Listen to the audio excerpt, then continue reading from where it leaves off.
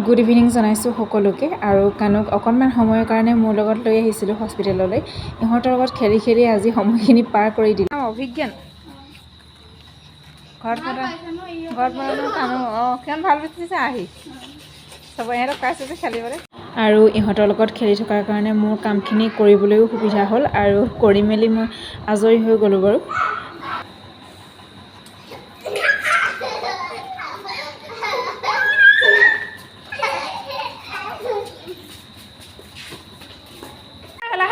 লাহে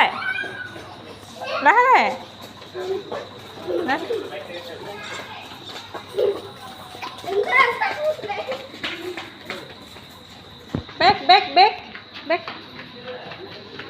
বেক ঘূৰি আহা বা গ'ল